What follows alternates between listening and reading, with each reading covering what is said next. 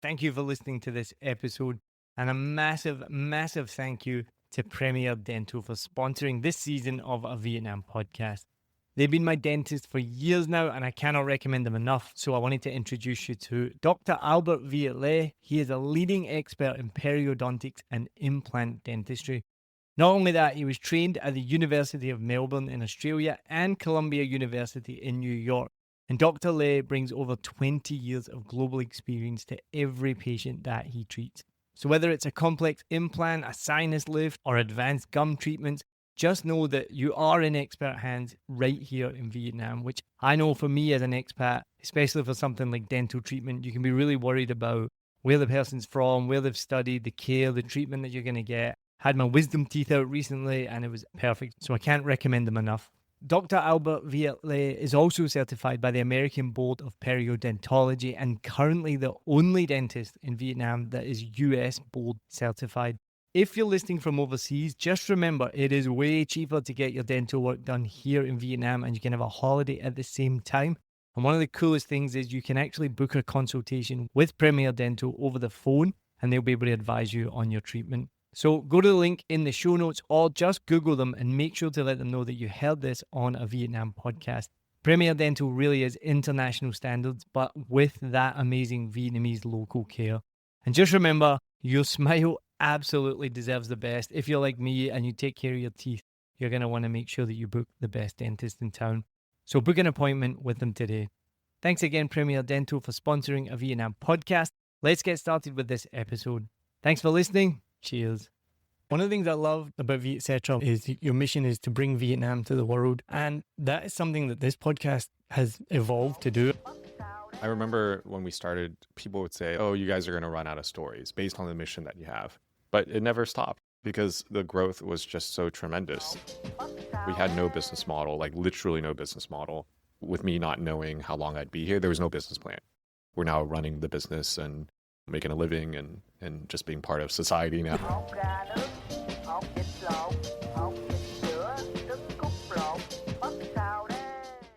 Welcome to another episode of a Vietnam podcast with me, your host, Neil Mackay. I first came to Vietnam in 2015 for a vacation. Yesterday was my 9-year anniversary of being in Vietnam. I first came here for 6 weeks after that vacation. Thought we were going to leave, decided to stay for 3 more months. That became 6 months, that became a year, then that became 2, and it's now 9 years later. So I started this podcast in 2019 to get to know people that lived in Saigon, and then it changed to a Vietnam podcast and talk to people from all over the country, all over the world, all connected to Vietnam. Now, in today's episode, I'm going to be talking to somebody who also came to Vietnam in 2016, but very different circumstances. They're originally from San Francisco. His parents are from Vietnam. He was fired from his tech job at only 23 years old, but saw the opportunity in Vietnam. So came back and started what you may have heard of. It's Vietcetera, one of the biggest media companies in Saigon that produce over 9 podcasts now, mostly in Vietnamese. And he is the host of the Vietnam Innovators podcast. So I'm really excited today to talk to Hao Tran, the CEO of Vietcetera. Hao, thank you so much for joining me. Yeah, thank you for having me, Neil. And I've seen your work online here and there. And I always like to support other podcasts because that's how we got our start as well. And that's how we continue to this day. I think it's a great community. More podcasts, the better. More people are listening, more people are tuning in. Yeah, great stuff. And I'm excited to be here today. And before we start, hello, everyone. You mentioned you've been 9 years here, almost exactly to the day. And for me, it's pretty much the same. Not June, but May of last year. So 9 years, 1 month. No way. I think my passport stamp was like May 7th or May 8th, 2016. So we basically got here around the same time. That's crazy, right? But it's our first time meeting, I think in person, right? Yeah. I mean, in similar person. as well. I've seen your work online. I've been following you and been aware of Vietcetera and yourself and your podcast for quite a while now. So it's really exciting to meet. And this, I also forgot to mention, it's the earliest podcast I've ever done. Oh, really? Yeah. Yeah. So we're recording at 7:30 in the morning. I saw Neil's kind of availability and I was like, that's weird. Nobody usually makes that available. I do. I love being early. We're both early risers and I think it's just a great way to start the morning. But anyways, we're here at 7:30.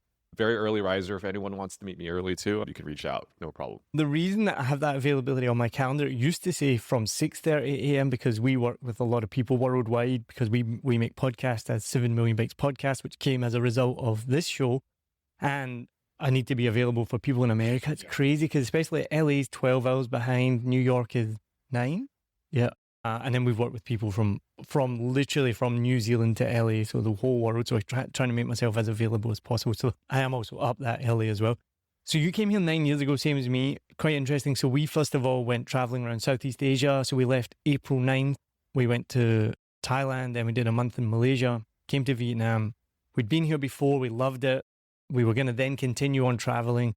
We got a teaching certificate here. We had this really naive notion that we were going to go teach on the beach, which now I feel like an idiot. We're thinking like, oh yeah, we'll just keep traveling and we'll show up and teach English on the beach. And then very quickly I was like, oh no, this is a real job. This is not just go teach on the beach somewhere.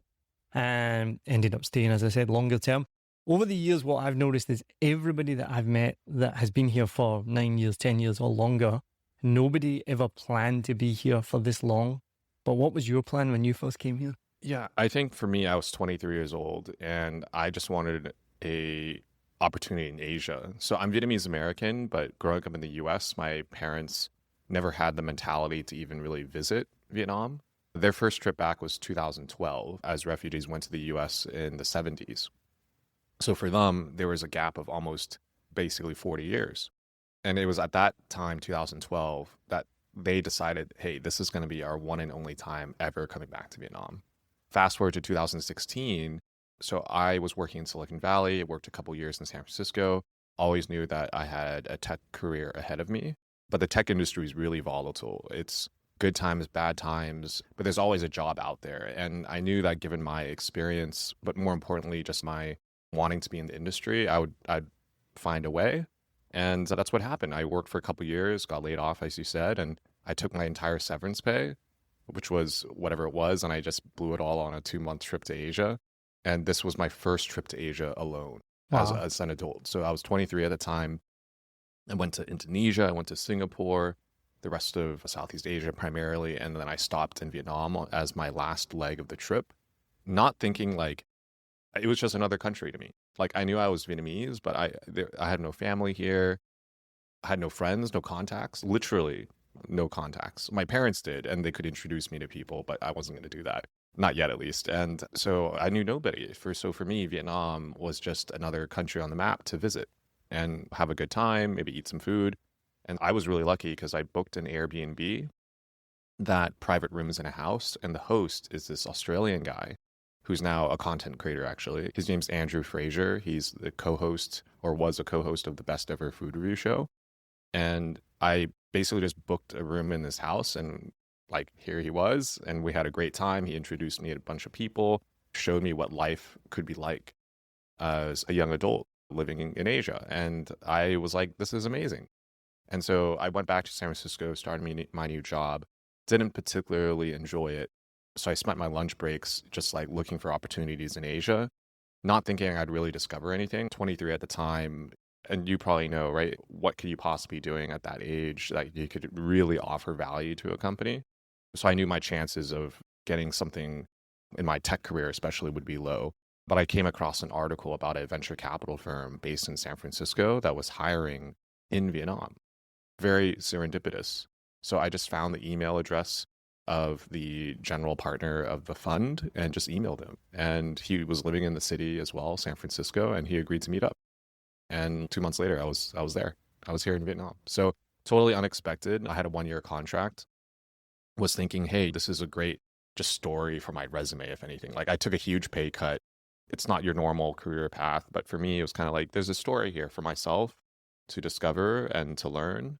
And very worst case, I can always go back to San Francisco, which is not even that bad of a case. People die to go to San Francisco. So my dream, I've never been. No, exactly. It's my dream my whole life. Well, these days it's people call it Gotham. That's another podcast. Changed, right? So my dream is, because I grew up in my 20s, not grew up my teens, my 20s, reading Jack Kerouac and On the Road and the Beat Generation and City Lights Bookstore. So my dream was always to go to San Francisco. Now I understand that San Francisco doesn't really exist anymore, a little bit, right? But it's not the same. So I still want to go, but I know it's not what I wanted to go to. I can give you a whole itinerary if you do go. Like, you just fly into San Francisco airport, spend a day, like daytime hours in the city, and then Just go to daytime. like just daytime. And then you'll see the Golden Gate Bridge, all that beautiful stuff. And you can do it all really within a few hours, to be honest with you. Like, it's a very small city. I forget the exact size, but it's something like 20 square miles. I could be completely Didn't know wrong that. about I that, just but know it's really hilly. It's very small, generally speaking. And it could be bigger than that. But anyways, it's small. And you can do the little city tour and then go to wine country. You can go to skiing where the ski slopes are. You can go to the beaches. It's all within the vicinity. So it's a very beautiful area, but the city itself has some challenges. But anyways, I came to Vietnam, and after a couple months, I was doing my job. Not necessarily the most exciting job, but grateful for the opportunity. I was a junior analyst. I used all this extra time I had, because I wasn't that busy, to meet people, and I just started blogging. I'm skipping a few details, but just started blogging basically. And I had a couple co-founders along the way. There's some other content online that goes really deep into that, but did some blogging. And I remember the first article that I wrote was with the founder of Maru Chocolate. So two of them, Sam and Vincent.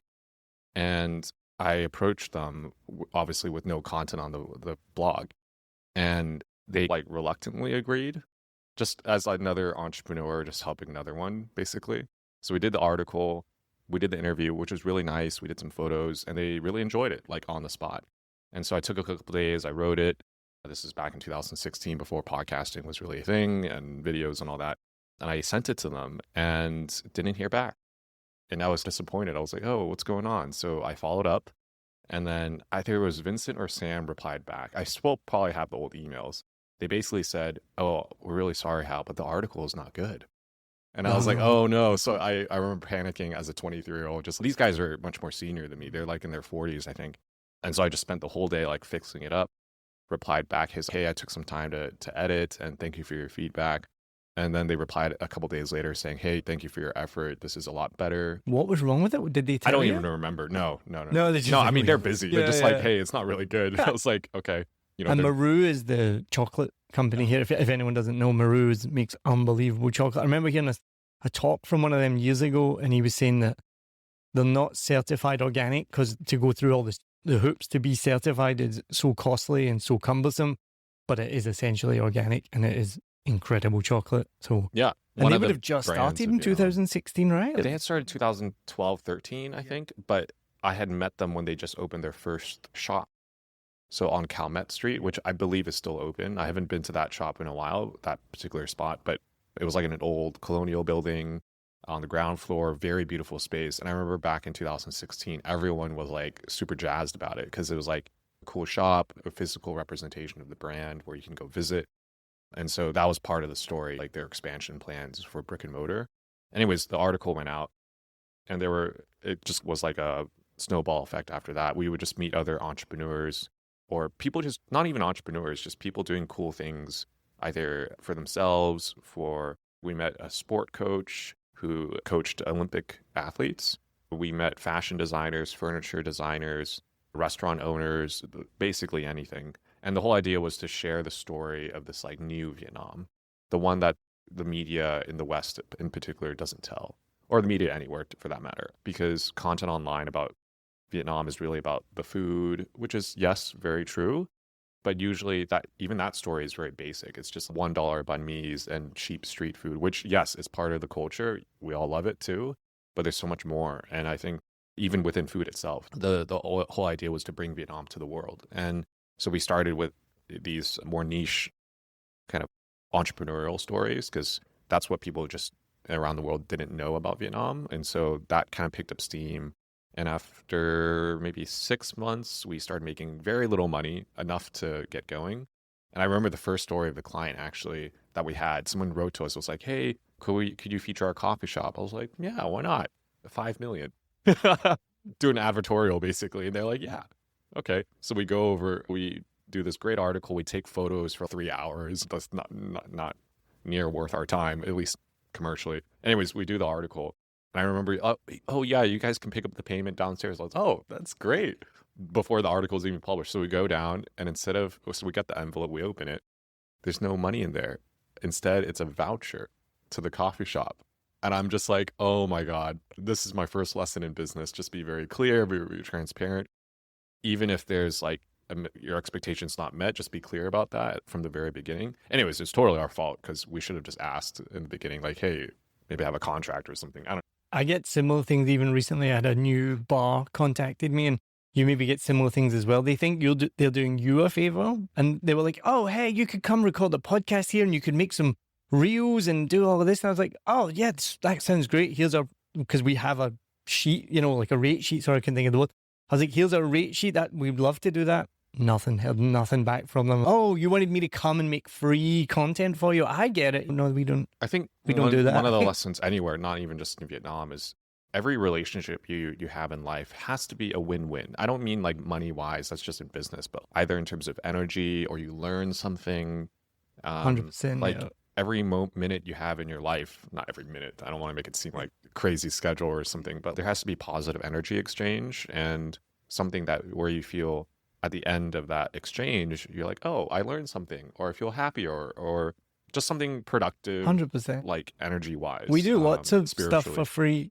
For free sounds bad. Not for free, for an exchange. Like we will do a podcast and we will do something for something in return. Yeah. Yeah. Absolutely. It's just good energy exchange at the end of the day. So that was a big lesson for me. And anyways, I didn't want to create a whole ruckus, but I basically told him on the spot, like, hey, there's a misunderstanding, and he back and forth a little bit, but on the spot, he was Coffee like, okay. doesn't pay the bills. Yeah. Anyways, that was an interesting first time experience in business, I guess you can say. And yeah, I was at 23 at the time, so still here. You said to me there, you said, "Oh, when it's like when you're 23." I don't know what it's like. When I was 23, I was, I think, living in New York, working in a bar.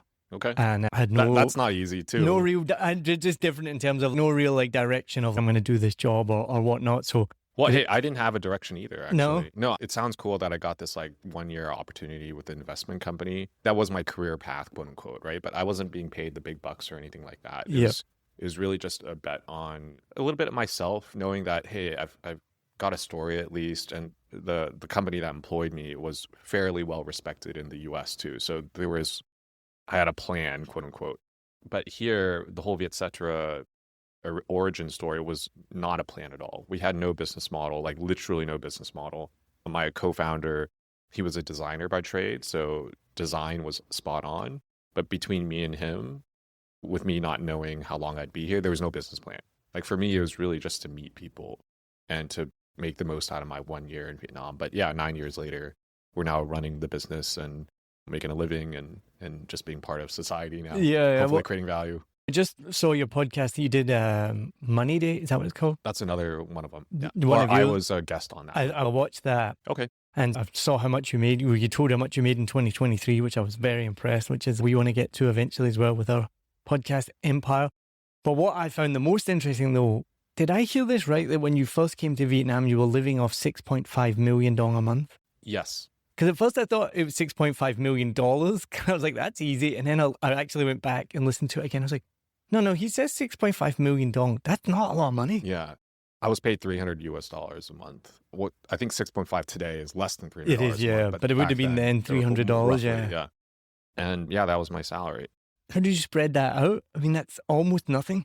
Yeah. So, well, let's talk about money for a second, right? I took a huge pay cut, so that's number one. But just in the context of $6.5 million a month living in Ho Chi Minh City, which is the most expensive city in Vietnam, as a young person, which I was, but assuming I came from the West, $300 a month, even at Western standards in Vietnam, is not a lot. You need at least quote unquote 1,000, maybe $800 a month to live the standard that you'd be used to.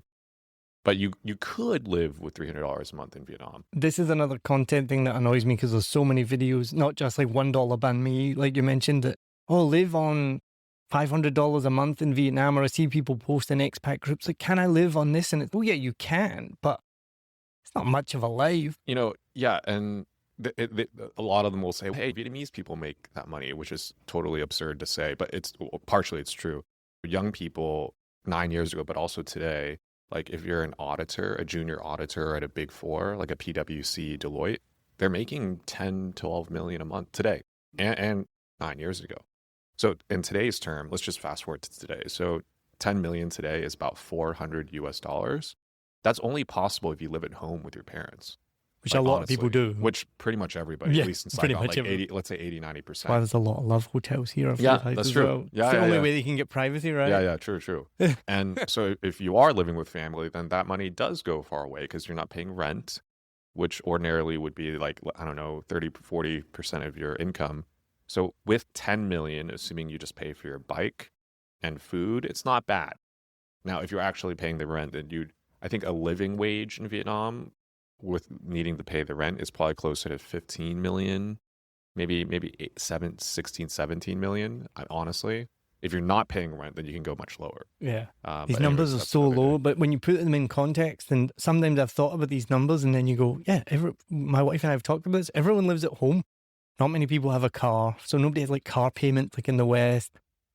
Insurance doesn't exist as far as I know. I've tried to find it before. I tried to find insurance for my phone one time and could not find phone insurance. So yeah, I mean, it goes a long way, but to make 6.5 million last for a month is impressive. When you first came, could you speak any Vietnamese? Yeah, my parents are both Vietnamese from Hue, so I do speak with a Hue central accent. From the 70s as well. Pretty much. Which what I've learned as well, the language progresses. So if you only knew Hue Vietnamese from the 70s, you almost didn't speak Vietnamese when you arrived, as far as I know. There's some vocabulary differences and just the accent and the way of speaking. My parents are much more formal than today's Vietnamese. It's much more colloquial, friendly, I guess you could say today. But my parents back in the day were very formal, like their households and I guess just the systems they were in. And I don't know, I didn't ask them about that, but did you get like funny looks from locals when you would speak Vietnamese? Because I've heard some Viet Qs who have said, I would rather speak in English than in the Vietnamese that I know, because I'll get more sympathy if I speak in English than trying to speak in Vietnamese. Basically, yeah. Like even at my company today, which is about 60 staff, we have 5 foreigners. So there's me, an Indian lady, a Danish guy, a Canadian, and an American, me. All of us, almost all of us speak Vietnamese, but within the workplace, it's just easier to communicate in English for a number of reasons. One, for us, it's just easier. And then for Vietnamese, That's a big one. At least at our company, everyone's bilingual. And a lot of them have said they enjoy actually being able to have a space to use English at the speed and velocity That is and volume true. that they have never typically had.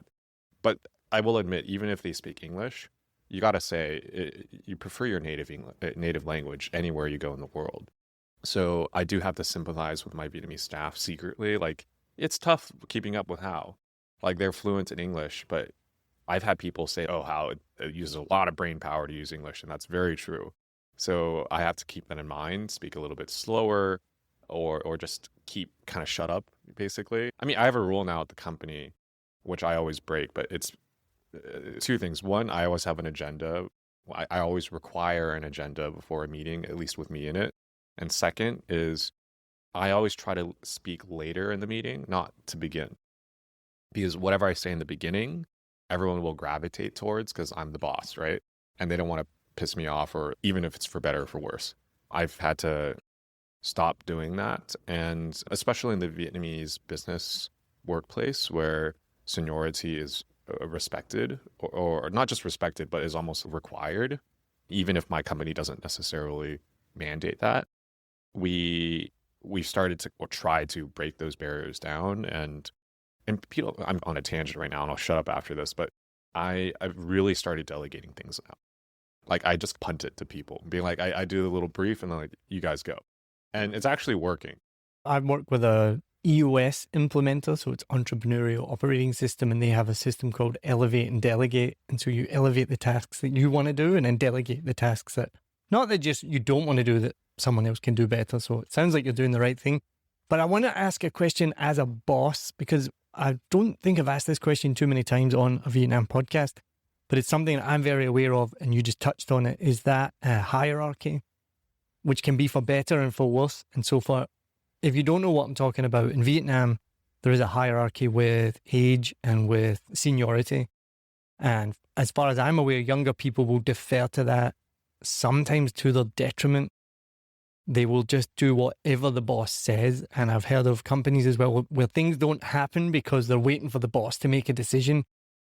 And I know other companies where the boss has given them the latitude to make the decision for themselves, and they still don't take it because they're so used to deferring to their boss. So how does that work for you and your company with a young Vietnamese staff?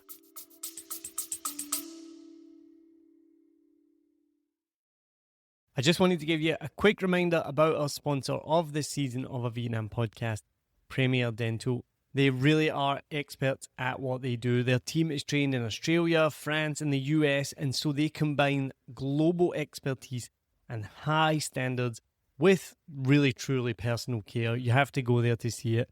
If you need any sort of dental work, whether you're in Vietnam or the rest of the world, make sure you go to the show notes or just go direct to premierdental.vn and book an appointment today. You can even book a chat with them if you're overseas to see how they can help you. All right, let's get back to the episode.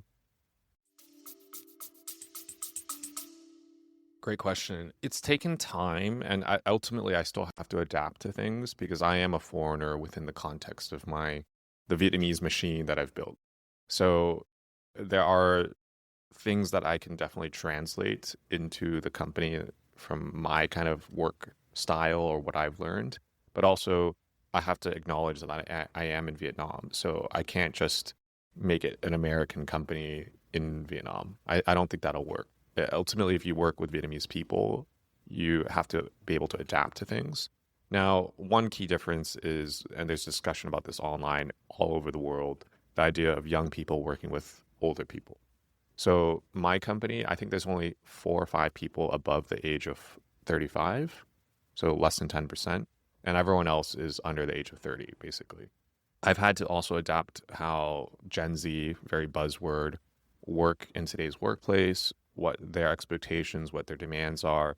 And that's been a whole 10-year journey for me to understand that. I'm a bit of an old soul, my way of working. For instance, we only have work from the office. We don't allow work from home. It's basically not allowed. Very rare circumstances. If I knew somebody had a long day, they can work from home, that kind of thing. Why is that? Well, it's also very specific to Vietnam, but I think we as people benefit from human interaction. And I think the Zoom generation has suffered quite a bit with like communication styles, and myself included. I'm not part of the Zoom generation necessarily, but I spent a large chunk of my late 20s on Zoom. And I think humans benefit from social interaction. So I am a bit concerned about the young people today. Again, a whole nother discussion, but yeah, I think they're kind of in a bit of a pickle. Like when you think of social skills or just like interpersonal skills, also the evolution of AI. I read about things online on X.com, which might be a total lie. They're doing people are doing analysis. HR managers are commenting about how there's been a plummet of entry-level jobs around the world because that's the first to go. White-collar entry-level jobs. Look, if you go back in the day, you started your first office job, like you're probably doing a bit half admin stuff, half like actual value creation. So like everything from documentation to data entry, whatever it might be, copywriting, at the very basic, more entry-level scope of work. And yeah, AI will eliminate those jobs. So I'm a little bit concerned for young people. Yeah. What's some of the big things then you've noticed that they act differently? Well, how do they act differently? Yeah. I observed it at my own company. When we were smaller, like 10, 15 people, we had super dynamic people, like very dynamic and talking all the time, big risk taking, and also in a sense, like not afraid to take risk and we'll just take it on the chin after. But today people at my organization, but what I've observed across others too, and maybe I need to do a better job at monitoring this, but people are much more introverted these days. I've noticed with young people. And perhaps our content has something to do with that. That's not a negative thing, by the way, but I think it's just more something we have to adapt to. People are much more introverted.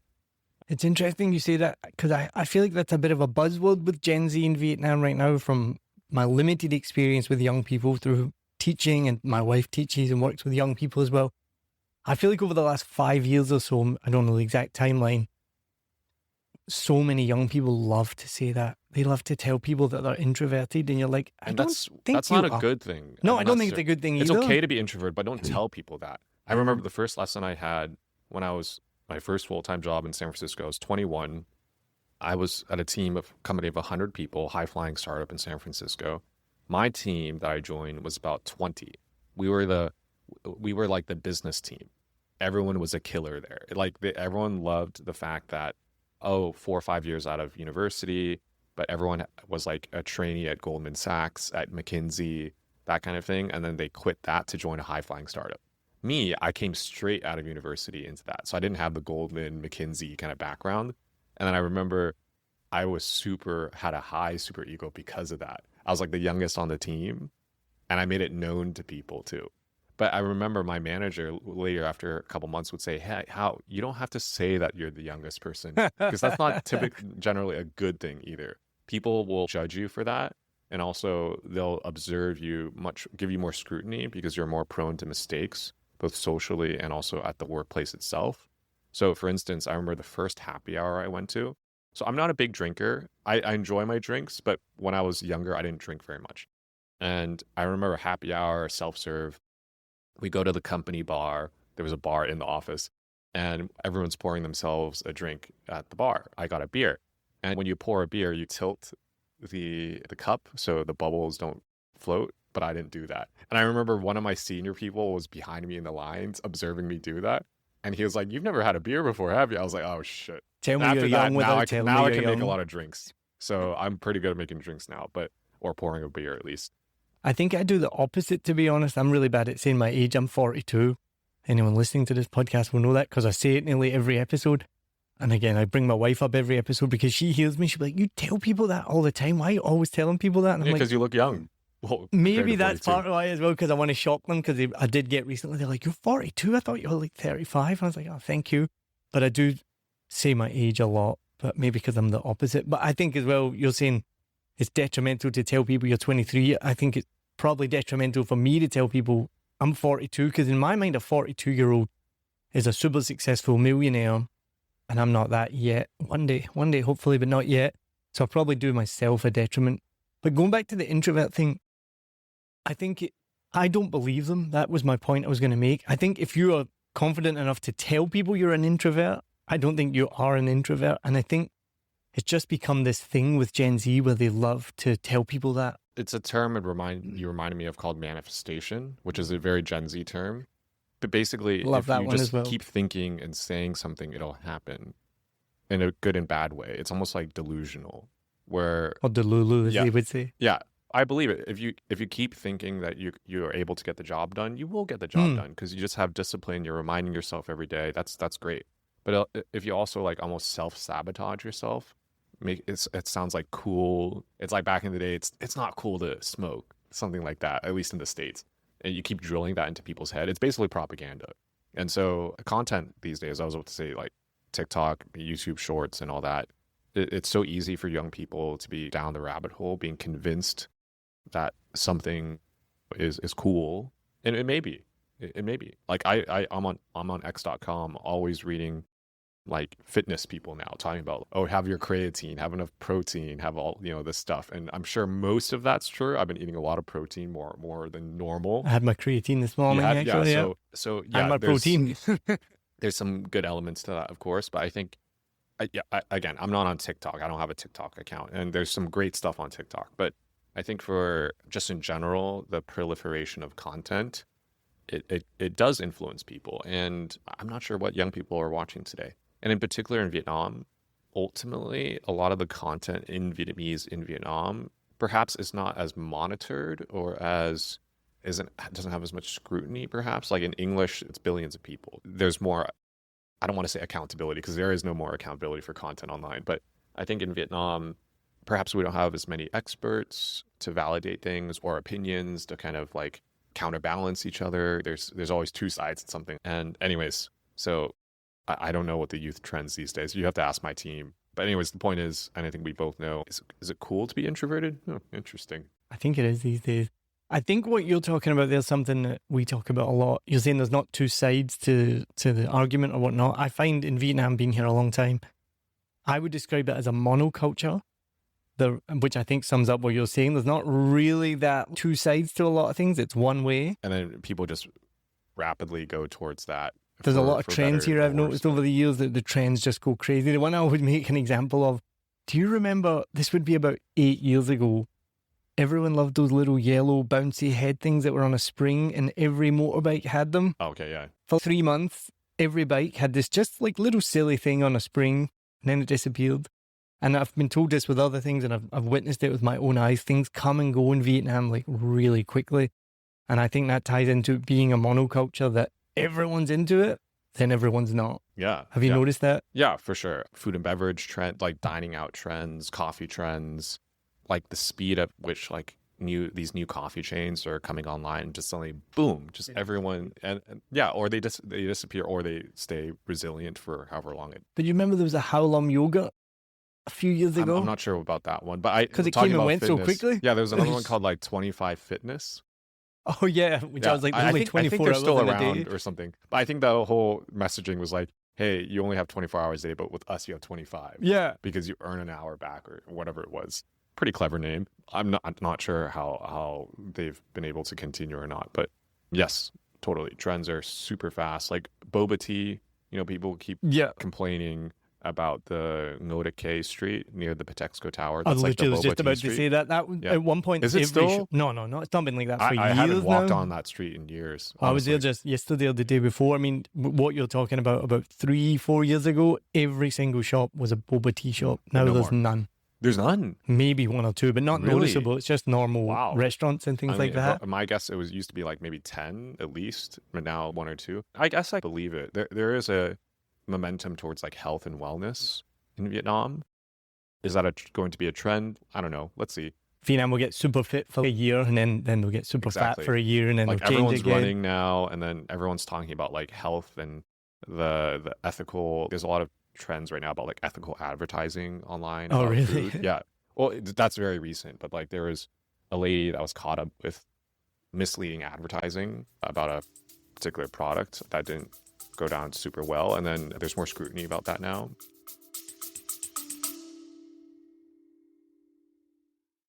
Hello, I'm Steve Ahern, one of the judges of the Asia Podcast Awards. I'm interrupting this episode to let you know that you're listening to an award-winning podcast. This podcast won its category in the 2024 Podcast Awards, so you know you're listening to quality. Enjoy your listening experience, and congratulations to the team who created this award-winning podcast for you.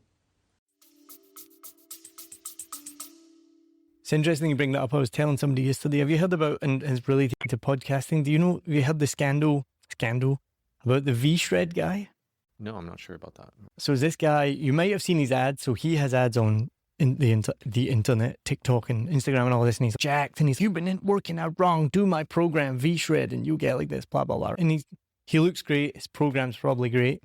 But what he did in one of his clips, he basically faked being on Joe Rogan. So he had the exact same backdrop. It's really easy to find the same microphone, same headphones, same style.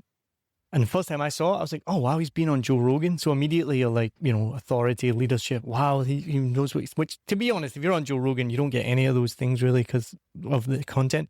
But he faked being on Joe Rogan and then later was called out for it because he was actually never on Joe Rogan. And he didn't say it.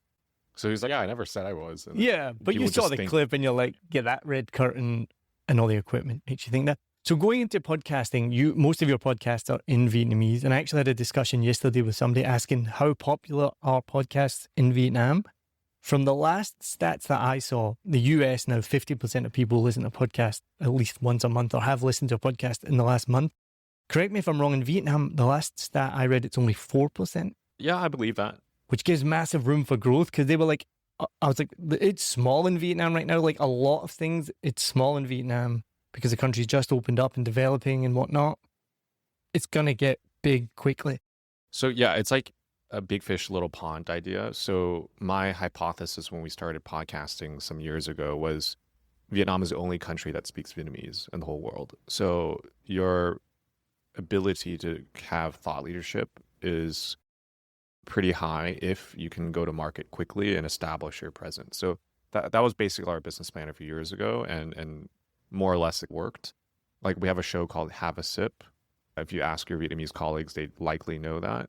Even English people have heard of Oh, Have they've a heard. Sip. Yeah, Okay. I mean, everyone knows Have a Sip. Okay. Yeah. So that's one show that's very popular, at least in terms of the downloads.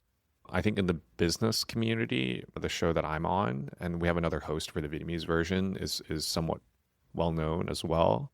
So I think, yeah, to go back to your statement about the 4%, probably. And is there room to grow? Yes. But I think it's going to be a bit of a slow burn because if you just look at the demographics of Vietnam, who's going to adopt podcast listening and what kind of content's on podcasts? Because also podcasts are very long form. They're more conversational based and usually having more kind of content that's like thoughtful.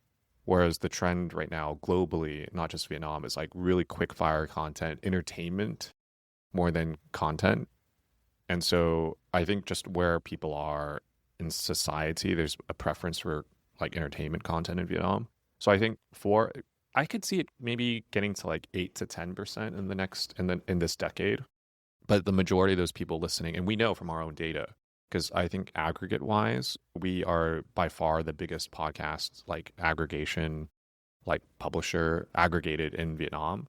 I remember Spotify at one point told us we had 40% of all downloads in Vietnam at one point. I don't know if I we're would at that believe level it because anymore. you guys are everywhere. Yeah, and we have a that's- lot of podcasts. That's the yeah, thing. and they're super popular.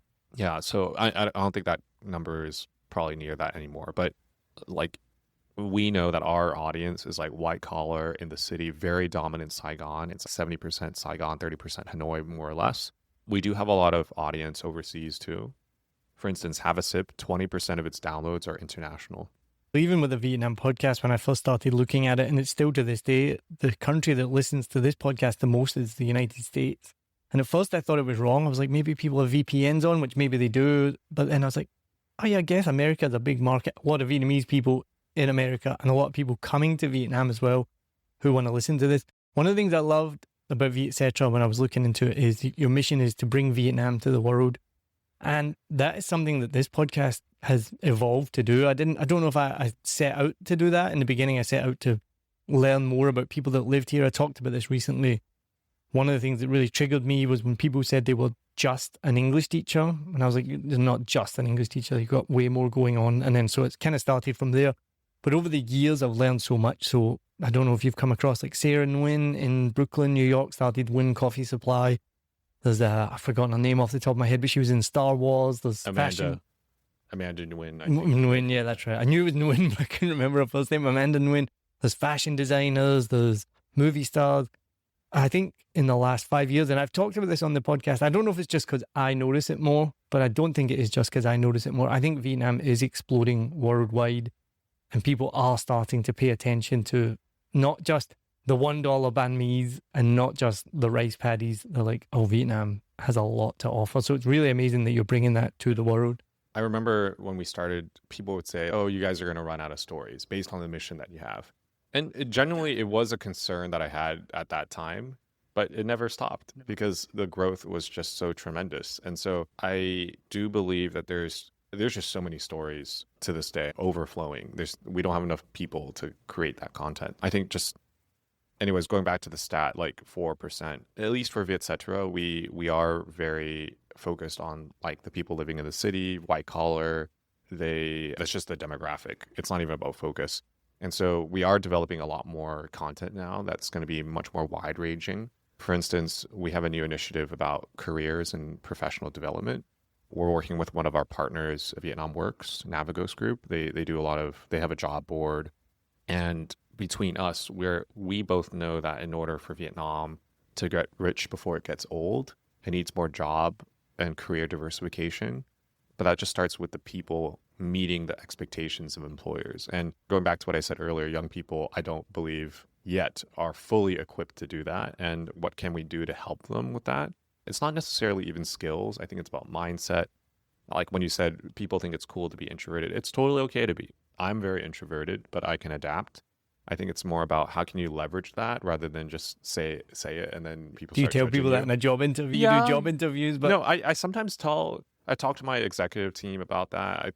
And some of the younger people at the company, they know my position on those things too. I'm not afraid to say it because I think at least my company's culture, we're very grounded in being dynamic, innovative, like we're deadly efficient, or we used to be. I think just as we grown as a company, we have more stakeholders and stuff. So I'm trying to come to terms with that in a good way. And so. Well, Hao, thank you so much for coming on a Vietnam podcast. I've absolutely loved this conversation. I've got so many more questions to ask you, but we don't have enough time for that. Thank you for tuning into this episode. I really do appreciate it. I hope we are bringing Vietnam to the world as well. Being here for 9 years, it's just been mind-blowing to see this country develop from more than just $1 banh mi, and everything about it is so amazing. So thank you for tuning in. Don't forget, if you've enjoyed this, please share it with somebody else who loves Vietnam, whether they live here or anywhere in the world. And don't forget to rate, review, subscribe, share, all of that amazing stuff. So thank you very much. And Hao, thank you for joining me on a Vietnam podcast. Of course. Thanks, Neil. Thanks for having me, and see you guys next time. Cheers.